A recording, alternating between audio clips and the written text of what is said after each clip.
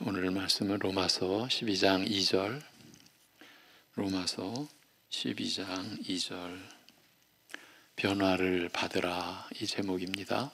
변화를 받으라.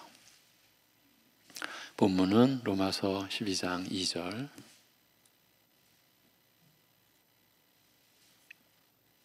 너희는 이 세대를 본받지 말고 오직 마음을 새롭게 함으로 변화를 받아 하나님의 선하시고 기뻐하시고 온전하신 뜻이 무엇인지 분별하도록 하라.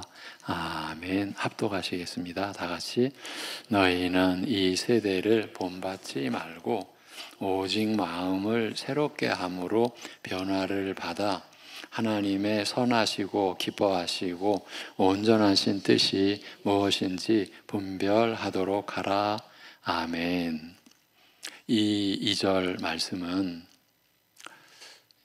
두 개의 명령형과 하나의 목적구로 되어 있는데, 그 중에 첫 번째 명령이 이 세대를 본받지 말라는 것이고, 두 번째 명령형은 마음을 새롭게 함으로 변화를 받으라는 것입니다. 그리고 그 다음 말씀이 목적구라고 할 수 있습니다.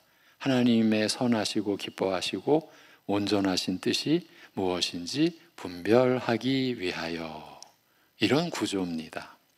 원래는 이렇게 번역되어야 할 것입니다. 우리말 성경은 마지막에 분별하도록 하라 라고 해서 마치 분별하라는 것에 명령이 되어 있는 것 같은데, 본래 원문 성경은 하나님의 뜻을 분별하기 위해서는 두 가지를 해야 한다. 이 세대를 본받지 말아야 하고 변화를 받아야 한다. 이렇게 되어 있습니다. 소극적인 면에서는 이 세상 풍조를 본받지 않아야 하고, 적극적인 측면에서는 마음을 새롭게 함으로써 변화되어야, 우리 안에서 변화가 일어나야, 그리고 그 변화된 상태로 계속 자라가야 하나님의 선하시고 기뻐하시고 온전하신 뜻이 무엇인지를 분별할 수 있다는 말씀입니다. 그런 의미에서 이 구절을 우리가 알기 쉽게 다시 말한다면, 너희는, 성도들이여, 너희는 이 세대를 본받지 말라. 대신에 마음을 새롭게 함으로 변화를 받으라. 그리하면 하나님의 선하시고 기뻐하시고 온전하신 뜻이 무엇인지 분별할 수 있으리라. 이렇게 말할 수 있을 것입니다. 하나님의 뜻을 분별할 수 있기 위해서는 그 두 가지 일이, 그 두 가지 내용이 필수적이라는 말입니다. 이렇게 보면 이제 우리가 하나님의 말씀에 점점 더 온전하게 세워져 간다라고 했을 때 우리는 하나님의 뜻을 더 구하게 됩니다. 내 뜻으로 살지 말아야지. 그런데 하나님의 뜻을 분별할 수 있기 위해서는 이 세대를 본받지 말고 마음을 새롭게 함으로 변화를 받는 그 일이 선행되어야 한다. 그 두 가지 일이 필수적이다. 이런 아주 중대한 내용을 오늘 또 우리가 나누게 됩니다. 이제 그 중에 첫 번째 명령형인 이 세대를 본받지 말라는 말씀에 대해서는 우리가 지난 두 주간에 걸쳐 생각해 보았습니다.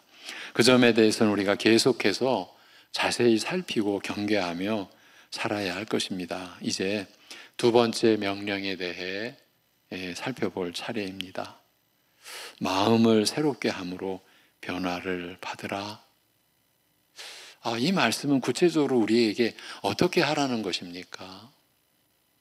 쉬운 것 같으면서도 막상 구체적으로 시행하려고 하면 정확히 무엇을 어떻게 하라는 말씀인지 감이 잘 잡히지 않습니다. 여러분 짐작하시겠지만 이것이 지금 마음의 문제, 마음의 내용이기 때문입니다. 그래서 하나하나 살펴보아야 할 것입니다. 우선 참 어려운 내용이죠. 마음이 무엇인가부터 우리가 알아야 하겠습니다.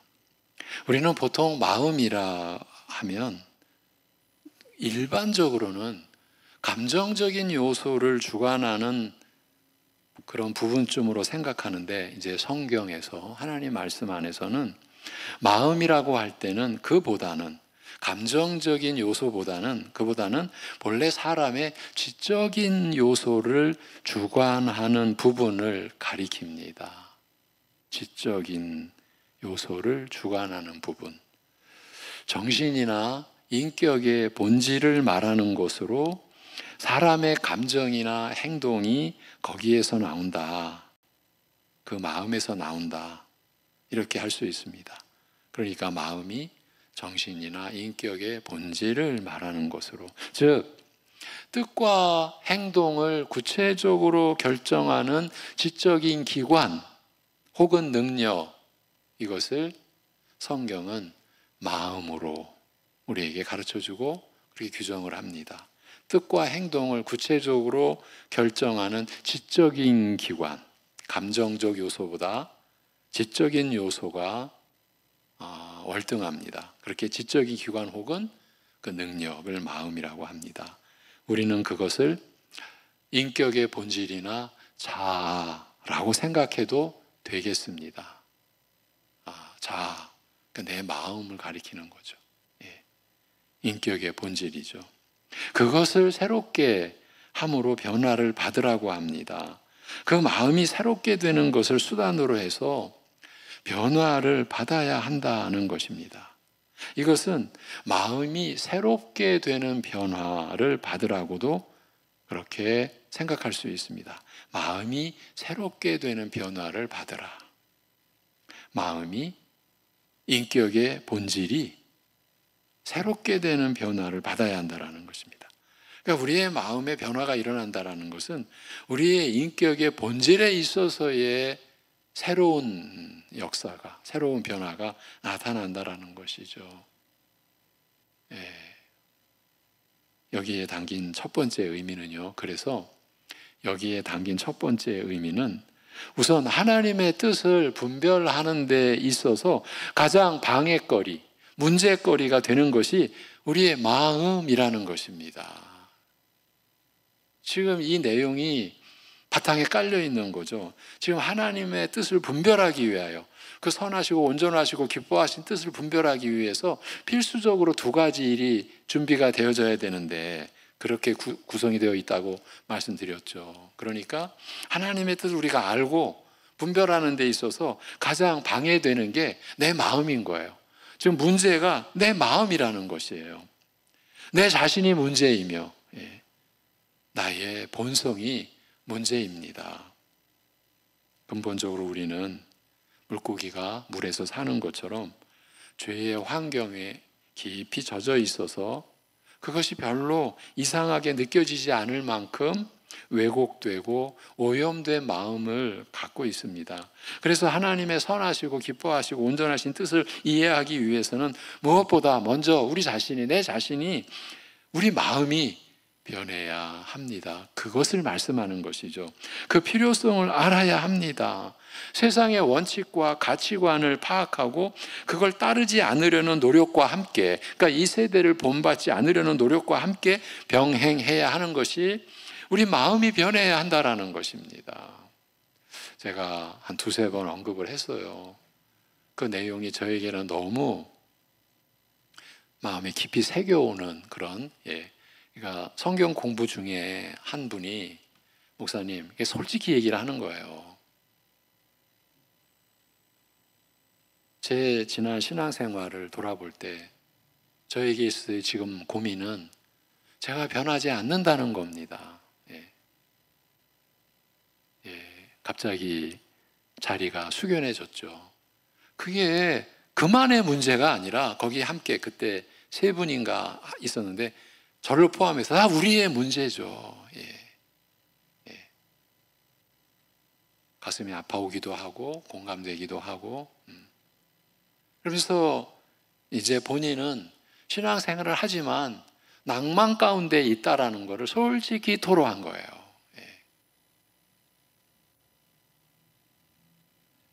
그러니까 자기가 변하지 않는다라는 이야기는 자기 마음이 변하지 않는다는 토로를 한 거죠.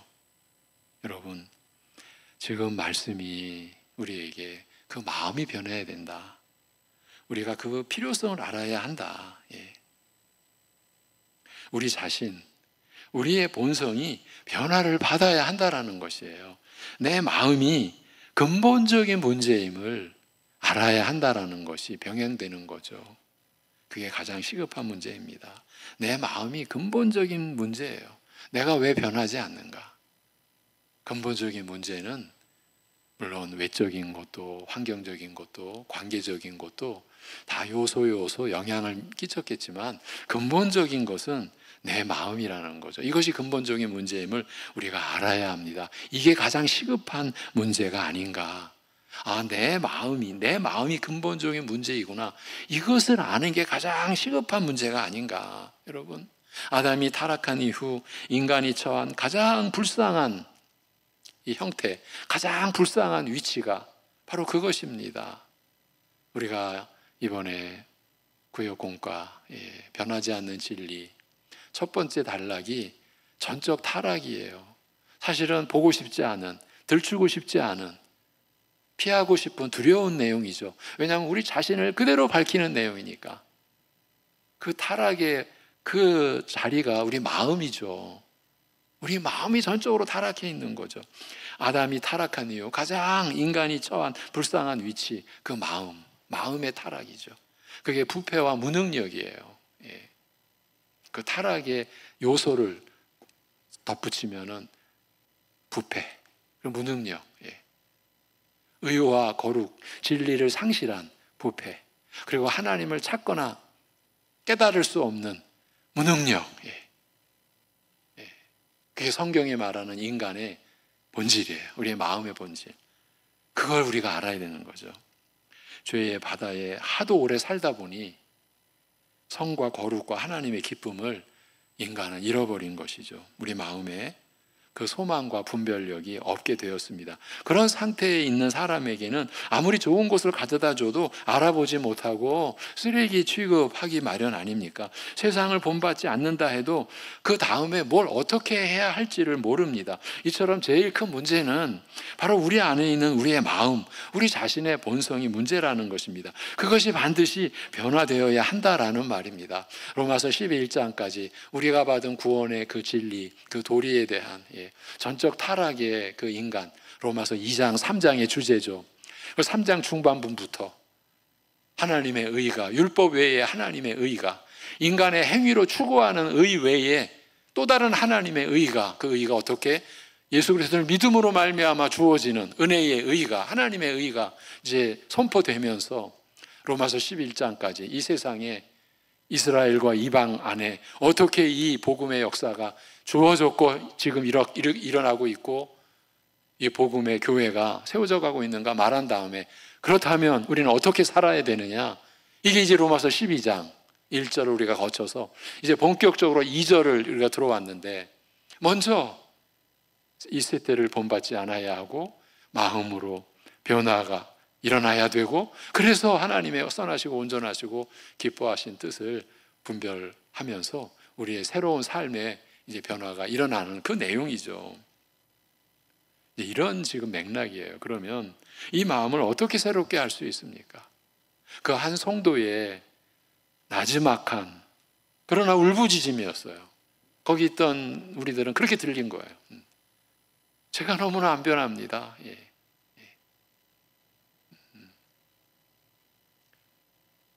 어머니 태중에서부터 모태신앙으로 태어나서 교회 안에서 평생을 자라왔는데 제가 안 변합니다. 여러분, 이것은 울부짖음이죠. 그러면 어떻게 이 마음을 어떻게 새롭게 할 수 있습니까? 우리가 하나님의 뜻을 분별하려면 마음이 새롭게 되는 어떤 변화를 입어야 하는데, 그 마음이 어떻게 새롭게 되는 것입니까? 결론부터 말씀드리면 이것은 우리가 스스로 할 수 없는 것입니다. 바꾸자고 해서 바꿔지는 것이 아닙니다. 그 순간뿐입니다. 결심이 지속되지 않습니다. 우리는 마음을 새롭게 할 수 없습니다.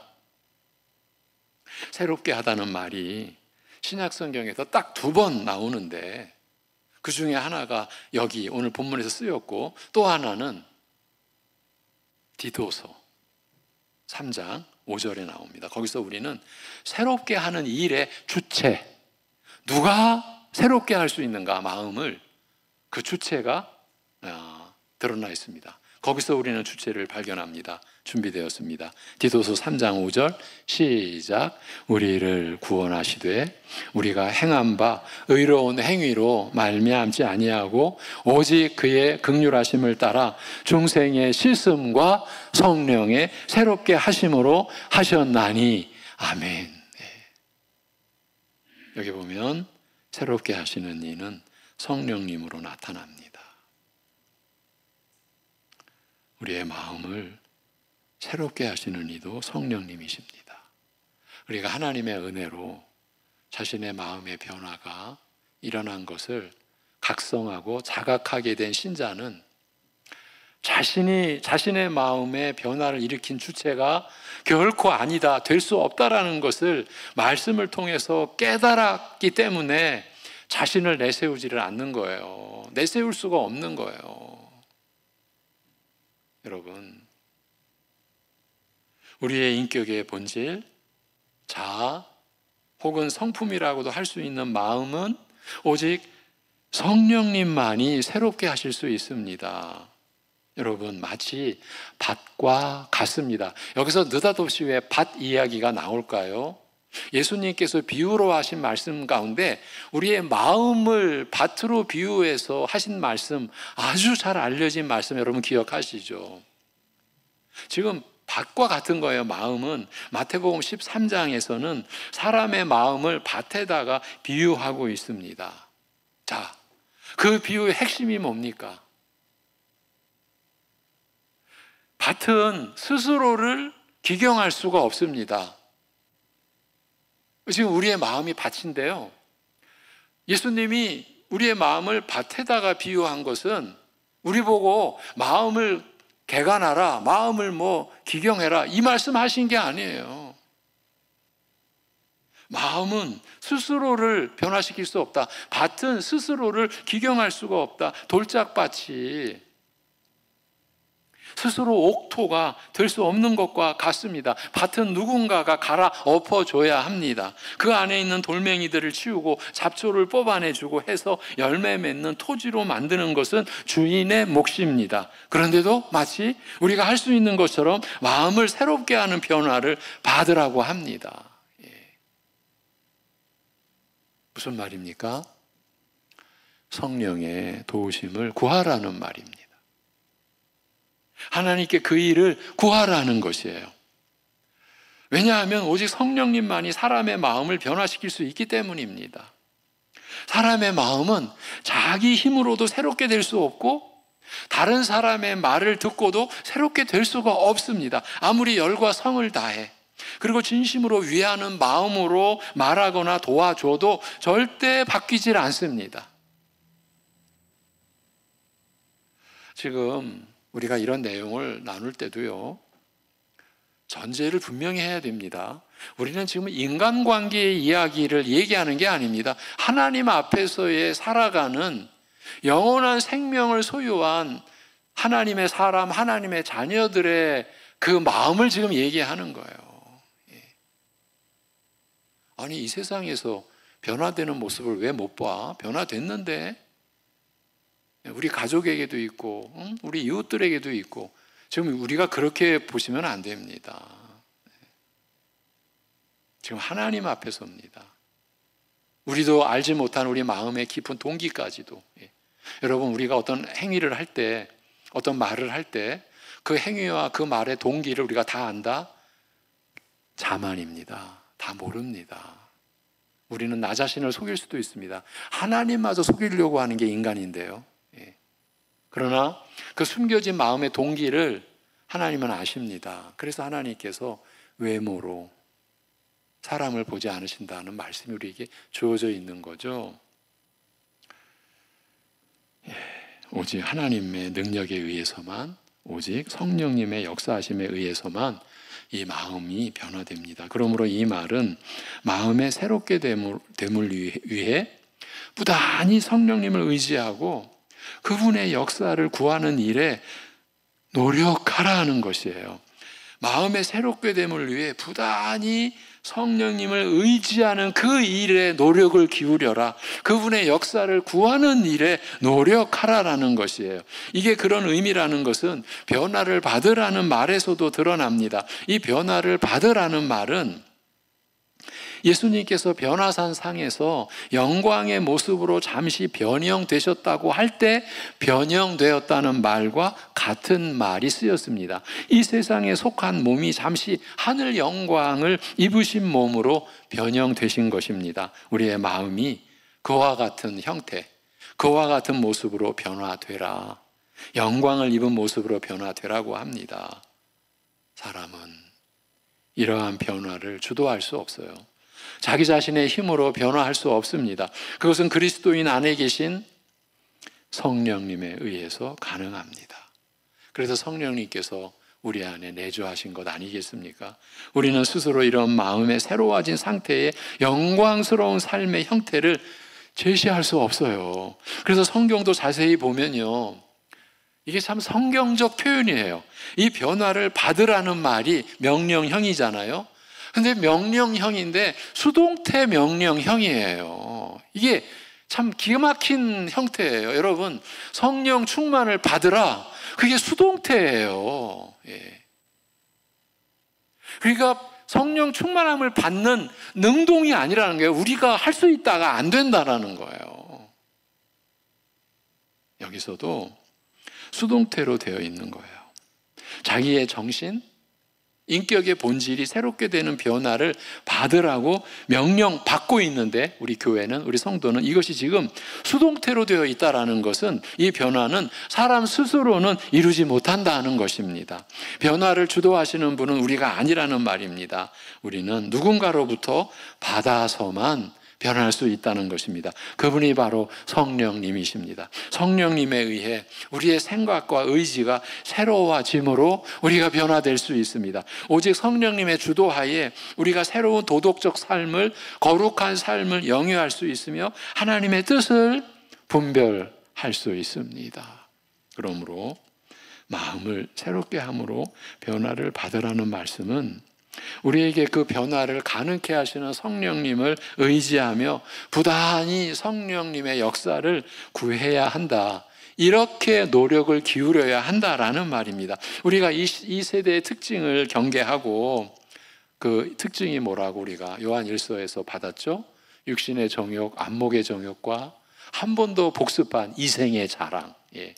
왜 이생의 자랑을 굳이 복습했습니까? 교회 안에 이생의 자랑이 무서운 가면을 쓰고 침투에 들어와서 주인 노릇하기 때문에, 예, 그렇게 이 세대의 특징을 경계하고 그 사고방식과 가치관을 따르지 않아야 하는 일이 계속되어야 하듯이 성령님을 의지함으로 우리 마음이 새롭게 되어 변형된 자로 사는 것도 지속적으로 해야 하는 것입니다. 그렇게 되는 일에도 우리의 적극적인 노력이, 우리가 성령님을 의지하는 노력이 필요하다라는 것입니다. 왜냐하면 우리가 거듭난 그리스도인이라 하더라도 옛 본성을 여전히 소유하고 있고 거기에 익숙해 있기 때문입니다. 그래서 늘 하던 방식대로 모든 것을 평가하는 경우가 흔하기 때문입니다. 제가 오래전부터 우리 교수님, 참 어제는 그 교수님이 기도하는 중에 떠올랐는데, 지금 어느 요양원에 계시는 교수님이 어느 한국을 대표하는 신학교에서 그 교수님이 합신으로 이렇게 오셔서 가르치게 되었다라는 얘기를 누군가 듣고 땅을 쳤다. 그런 귀한 분을 우리가 못 모셨다. 이제 그렇게 이제 교회 안에서 여겨지는 그 교수님이 그 손자 같은, 아들 같은 그 제자들에게 이런 말씀을 하셨어요. 여러분이 목회하다 보면 이 옷이 벗겨질 겁니다. 이 옷이 은혜의 옷, 은혜의 옷. 원래 은혜의 옷은 우리의 옷이 아니었죠. 하나님이 입혀주신 옷이죠. 신자든 목사든 살다 보면 이게 벗겨진다는 거예요. 그 말을 들을 때는 그 교실 안에서 저는 이해를 못했어요. 그럴까? 그런데 교회를 말씀으로 섬기면서 절감했죠. 목사도 노력하지 않으면 이게 벗겨져요. 그게 벗겨지면 무슨 옷을 입는 거예요? 자기 본성의 옷, 자아의 옷. 여러분, 우리가 거듭난 그리스도인이라 하더라도 옛 본성을 여전히 소유하고 있고 거기에 익숙해 있기 때문입니다. 그래서 늘 하던 방식대로 모든 것을 평가하는 경우가 흔하기 때문입니다. 우리 수요예배 가족 여러분, 여러분은 여러분의 진심을 믿어서는 안 됩니다. 성경 지식을 가지고 있다는 것으로 안심해서는 안 됩니다. 세상을 뒤집을 열정을 갖고 있다는 것으로 다 되었다고 생각해서도 안 됩니다. 그러면 사회운동가나 옛 유대인들과 다를 바가 하나도 없습니다. 우리가 여기에 참 많이 속습니다. 신앙생활을 어느 정도 해오면 성경도 알 만큼 안다라고 생각하고 하나님을 향한 열심도 어느 정도 가지고 있다고 스스로를 평가하게 됩니다. 이게 옛사람의 방식입니다. 그래서 어느 날 우리는 이제 이런 생각을 합니다. 이제 나도 독립적으로 하나님을 섬길 수 있다. 나의 열심과 진심을 가지고 이제 주님의 말씀대로 살 수가 있다. 이것이 잘 안 된 것은 나의 노력이 부족했던 것뿐. 다시 열심을 내면 언제든지 더 높은 경지, 더 깊은 경건으로 올라설 수 있다. 대단히 무서운 착각입니다. 우리는 한순간도 그분의 도우심이 없으면 그리스도인으로 살아가는 일에 있어서 교회 됨에 있어서 아무것도 좋은 결과, 선한 결과를 이루어내지 못한다는 것을 알아야 하며 잊지 않아야 합니다. 우리는 우리에게 불가능한 일들을 하도록 요구받고 있을 뿐만 아니라 스스로 어떻게 할 수 없는 마음의 변형을 명령받고 있습니다. 하나님의 계명을 하나라도 실천한다는 것, 그리고 그것을 실천하기 합당한 마음의 상태가 된다는 것은 절대 나 자신의 능력과 의지만으로는 불가능합니다. 정당한 성경 지식을 누구보다 더 많이 갖고 있어도, 세상을 뒤집을 만한 열정을 갖고 있어도, 누구보다 앞장서서 열심히 일해도 안 되는 일입니다. 그것은 밭이 스스로 그 땅을 읽을 수 있다라고 생각하는 것과 같은 무지한 판단이요, 무모한 생각인 겁니다. 자신의 본질, 인격의 중심이 변해야 한다라는 것은 사람이 스스로 할 수 없는 일을 하라고 요구받는 것입니다. 그래서 예수님의 그 유명한 비유, 씨 뿌리는 비유, 그 네 가지 그 땅의 비유, 길가밭, 돌짝밭, 가시떨기밭, 옥토밭, 인간의 마음은 밭이다. 그 비유를 가지고 옥토밭 되라라는 말씀을 하신 게 아니고, 마음의 기경, 마음의 변화는 그 땅 주인이 한다. 밭이 할 수 없는 거다. 이거를 밝혀주기 위한 비유였어요. 여러분, 우리 인격의 중심이 변화된다는 것은 우리가 할 수 없는 일을 하라고 요구받는 것입니다. 이 일은 오직 성령님의 주권 하에 하나님의 능력으로만 가능한 일입니다. 하나님의 능력으로만 우리가 변화된 마음을 가질 수 있습니다. 그러므로 우리는 부단히 성령님의 역사를 추구하고 날마다 성령님을 의지해야 하는 것입니다. 여러분 앞에서 지금 이 강단의 사역, 말씀의 사역을 섬기는 이 일꾼들의 싸움은 자기 거를 드러내느냐, 성령님을 의지하느냐, 이게 평생의 싸움입니다. 그래서 제가 언젠가, 얼마 안 됐는데, 여러분 제가 이제 지금 어느 정도 이렇게 목회를 하고 말씀 전하고, 이제 제가 좀 노련하게, 설교 준비나 설교하는 이 행태가 좀 노련함 가지고 제가 하는 것까지 혹시 여겨지십니까? 갈수록 더 떨립니다. 왜 떨릴까요? 인간인즉 갈수록 그렇게 추정하는 것처럼 자기의 노련함이나 자기의 뭔가를 자꾸 의지하려는 게 제 마음에서 불쑥불쑥 일어나요. 그게 무서운 거예요. 그러고서 일어나가지고 제가 말씀을 전하면 여러분은 생명의 길이 아니라 죽음의 길에 널브러지게 만드는 거라고요. 그 싸움을 하는 거예요. 그 싸움을. 성령님을 의지하는 그 싸움을. 그 말씀을 받아서 하나님을 섬기는 모든 교회의 성도들 똑같은 거예요. 예.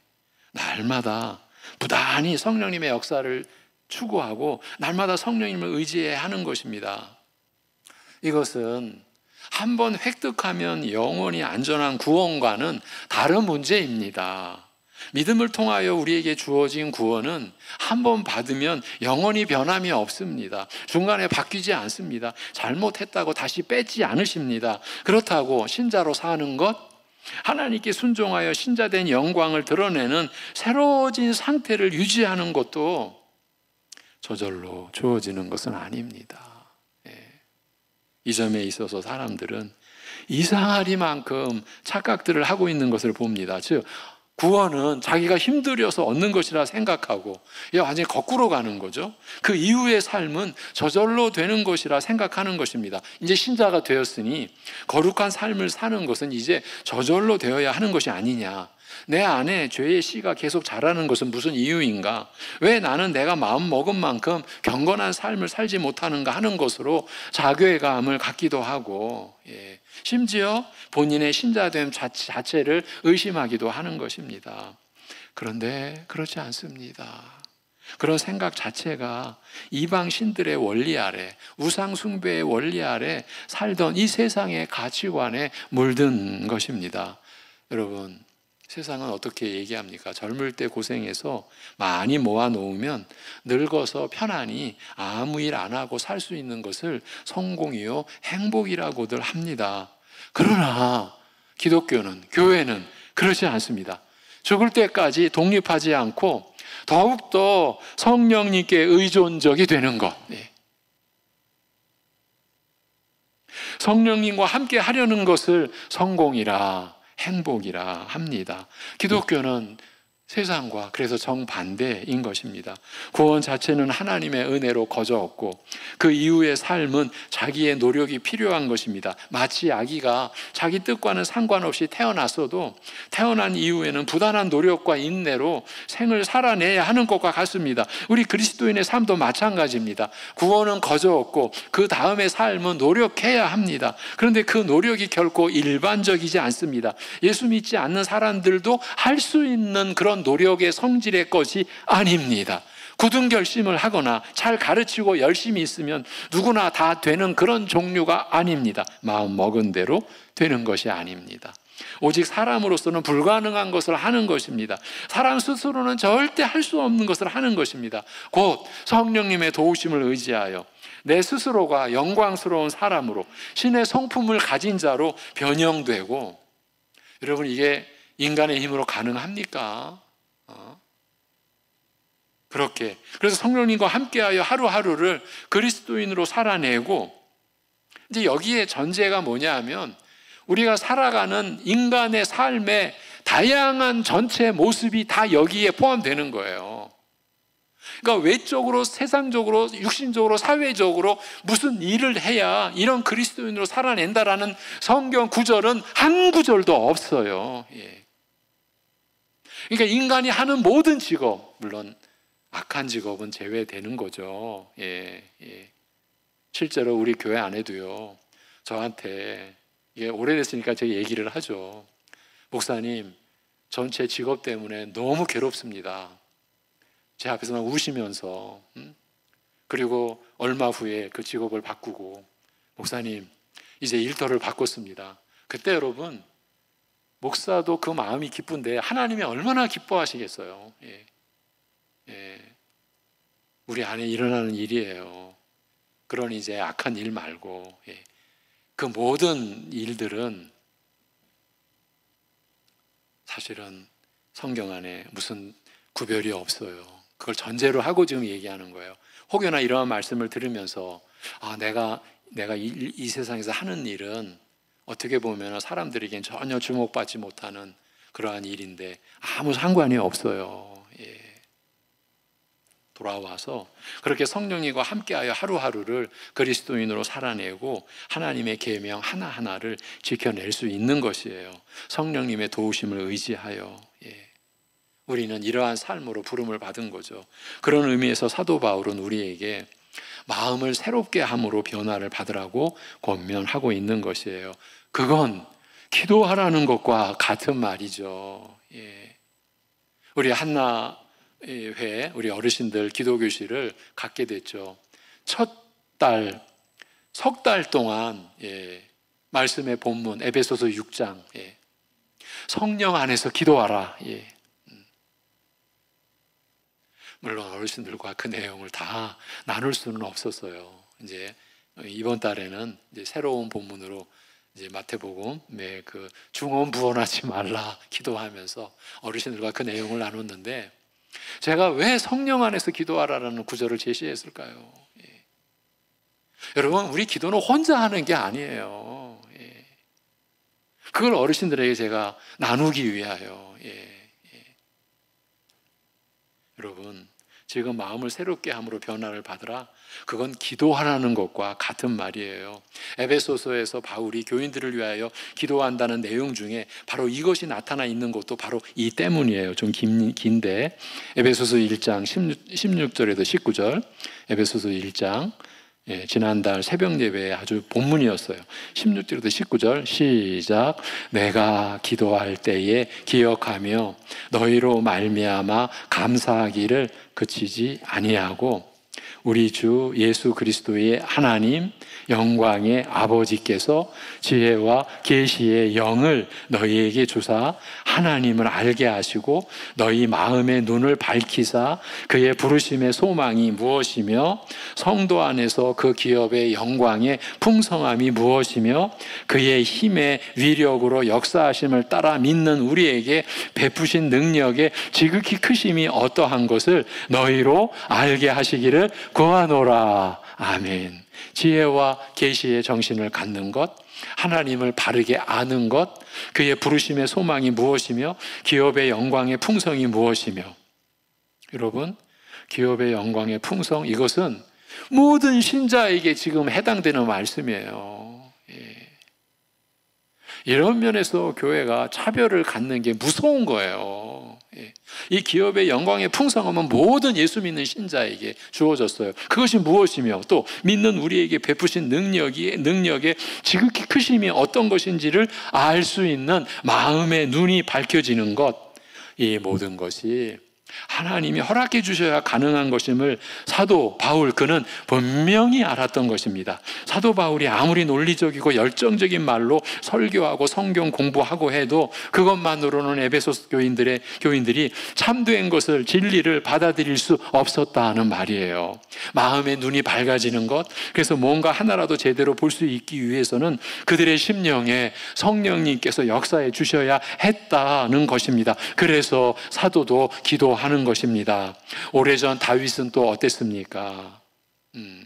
바울보다 약 1000여 년 전 다윗은 어땠습니까? 그는 그 추악한 밧세바 사건 뒤에 자신의 잘못을 깊이 깨닫고 더 나아가 자신의 본질을 발견한 후에 이렇게 기도했습니다. 시편 51편 10절 11절 시작. 하나님이여 내 속에 정한 마음을 창조하시고 내 안에 정직한 영을 새롭게 하소서. 나를 주 앞에서 쫓아내지 마시며 주의 성령을 내게서 거두지 마소서. 아멘. 그가 잘못을 깨달은 후에요.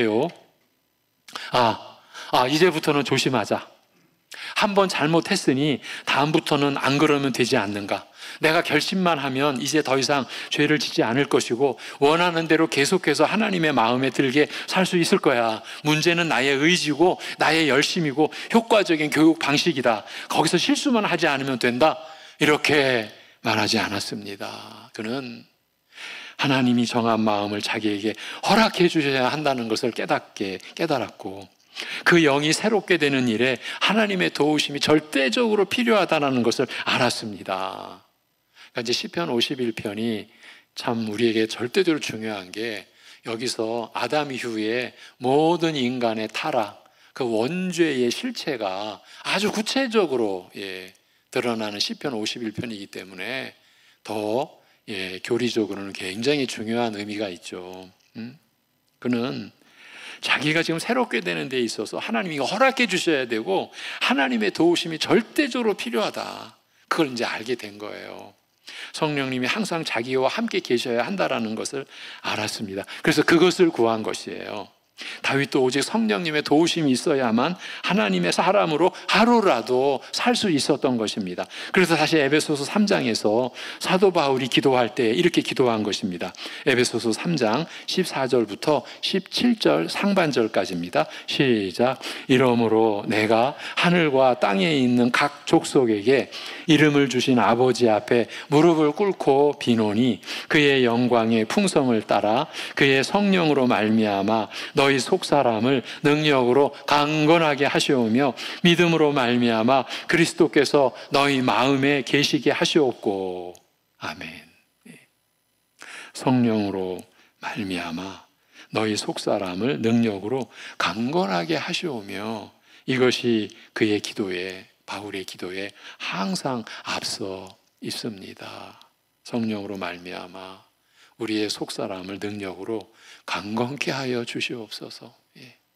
그 자세를 우리가 늘 가져야 하는 것입니다. 바로 오늘날 우리에게 절실히 필요한 것이 그것입니다. 우리는 무능력한 자들입니다. 우리 힘으로 할 수 있는 일이 아무것도 없습니다. 지금 우리가 새 생명을 지닌, 영생을 지닌 자로서 말하는 거예요. 그런데도 우리 마음을 새롭게 하여 영광의 성품으로 변화되라는 요구를 받고 있습니다. 하나님께 모든 것을 얻어다 쓰라는 것이에요. 마음의 변화에서부터 전부를 그리하라는 것이에요. 성령님께 의지하는 것, 성령님의 역사를 구하는 것, 하나님께 모든 것을 얻어다 쓰라. 그래서 우리 마음을 새롭게 하여 영광의 성품으로 변화되라. 하나님의 모든 것을 얻어서 써서, 성령님의 역사를 얻어 써서 그렇게 마음의 변화에서부터 전부를 그리하라는 것이에요. 여러분의 마음은, 이제 우리 자신을 향해서 질문을 하는 겁니다. 여러분의 마음은 새롭게 되셨습니까? 성령으로 말미암아 속사람이 능력으로 강건하게 되었습니까? 새롭게 된 적이 언제입니까? 하루하루를 성령님의 도우심을 의식하고 그분의 간섭하심 속에서만 단 하나의 거룩이라도 가능하다며 생각하며 사십니까? 이것이 없이도 그리스도인이라 생각하는 자들이 많은 게, 이게 무서운 속임수입니다. 사단의 계략이죠. 또 우리의 그 허영과 우리의 연약함과 무지가 우리 자신을 속이게 만든 거죠. 이 점에 있어서 많은 신자들이 실패하며 삽니다. 그리고 그 실패가 거듭될 때 어두운 낭망, 낙심의 그 그늘 아래 처하는 거예요. 제가 한 10여 년 전부터 말씀을 드렸습니다. 이 시대의 교회는 그 어두운 낭망의 그늘에 지금 처하여 있다. 낙심이라는 거대한 그 우울한 구름이 우리를 좀 덮고 있는 거예요. 기도에서 우리는 낙심했어요. 기도하면 뭔가 다 된다. 이 시작부터 잘못했으니까. 그렇게 부르짖었는데 소원 성취 안 되니까 이제 포기한 거죠. 낭망하고 있는 거죠. 뭐 말씀을 아무리 뭐 안다라고 해도 낭망한 거죠. 여러분의 신분에 합당한 마음 상태가 되도록 성령님의 간섭을 늘 구하고 날마다 성령님의 역사를 우리는 기대해야 합니다. 기다려야 합니다. 그것이 이 세대의 가치관을 버리는 것과 병행해서 우리 안에서 일어나야 하는 일입니다. 그러면 우리가 비로소 주님의 뜻대로 살 기반이 마련이 되는 것이에요. 비로소 하나님의 선하시고 온전하시고 기뻐하신 뜻이 무엇인지를 분별할 수 있는, 그래서 주님의 뜻대로 살 그런 기반이 비로소 마련이 되는 것입니다. 이것이 로마서 12장 2절이 우리에게 주어진, 2절에서 주어진 우리 아버지 하나님의 말씀입니다. 기도하시겠습니다. 하나님 아버지,